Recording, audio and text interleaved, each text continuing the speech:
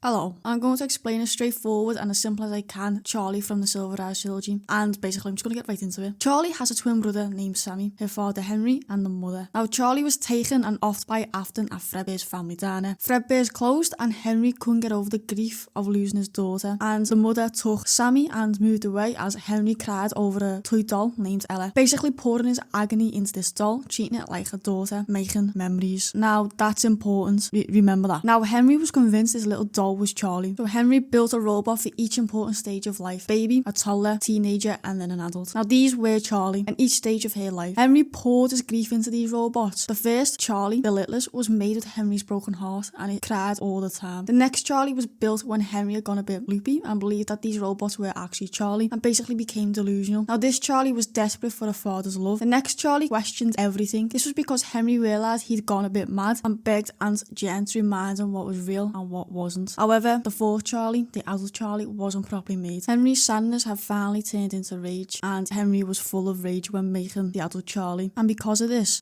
Charlie was brought to life by Henry's rage, and Henry could see that and abandoned her because she was wrong. However, Henry left her switched on in his workshop, and she had to sit and watch Henry make memories for the younger Charlie. At some point, that adult Charlie was then taken by Afton and was essentially turned into Baby. And at some point, Elizabeth Afton approached Baby, and Baby offed Elizabeth Afton. And so Elizabeth Afton then ended up possessing this baby animatronic, and due to this, Baby, when she was adult Charlie, was now able to understand her memories of Henry and actually viewed herself as being neglected by Henry. And now this baby animatronic was brought to life by Henry's rage and was now possessed by a neglected child, and so this baby animatronic is just full of all kinds of emotions. However, she still wasn't enough, and that's because William Afton couldn't recreate what she was, and so this baby animatronic is just full of hate. She wasn't good enough for Henry and she wasn't good enough for William. Now, to stop confusion in this next bit, I'm going to refer to adult Charlie as Baby and normal Charlie as just Charlie. Eventually, Baby had caught up to Charlie and was so resentful and hated her so much, and this was because Baby had let William Afton experiment on her, but in the end William only ever wanted this version of Charlie. It's because what is inside this current Charlie is something that William had never seen before. Somehow Henry had implemented a little bit of himself inside of this version of Charlie, which is the Ella doll, and the Ella doll is the source of Henry's grief and sadness, which brought Charlie to life. Now after explaining all this to Charlie, Baby rips out this Ella doll from inside Charlie, and so Charlie uses the animatronic Henry had built off himself with to impale her,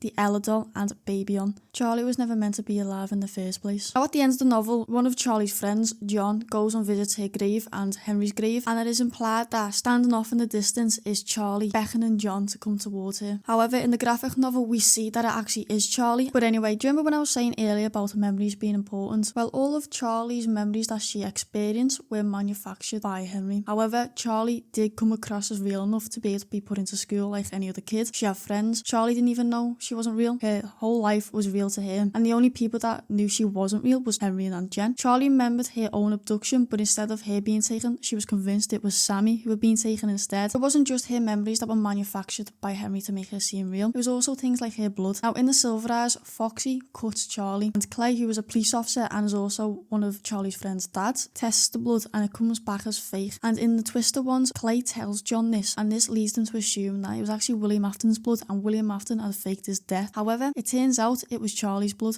But yeah, basically moral of the story, go to therapy. But on a serious note, a bit of a disclaimer before anyone gets confused. Charlie is not possessed by a soul. She is brought to life through strong emotions. She's not like the other animatronics where they are possessed by a dead child. She is, like I said, being brought to life by Henry's grief and sadness and rage and everything in between. I am going to finish off with a quick summary. So basically, Henry had a family that was ruined when Afton offed his daughter. Henry went insane and built robots to simulate what it would have been like to still have a daughter, then offed himself. The adult robot he built of his daughter was taken by the same man who offed his daughter, Afton, and turned into something more, which then offed Afton's daughter. Then Afton's daughter possessed said robot. Charlie existed due to Henry's grief over the loss of his daughter. So yeah, that's the fake life of Charlie Emily, and hopefully this was straightforward. Hopefully I explained it in the best way I could. If it is a bit confusing, I'll try and do it a better way next time. Now, the reason why I made this video is because robot children has become a staple in the FNAF community. Didn't think it would, but it did. And I don't think a lot of people can be bothered reading 3 books worth of stuff just to understand one thing, as well as the fact that when I first read The Fourth Closet, I was confused by this concept because it was a pretty new concept. It was brand new, and so I thought I'll try and explain it, because there's got to be people out there thinking, what the hell are these going on about? Robot children, where's this come from? But here we go. Bon appetit, and thank you for watching.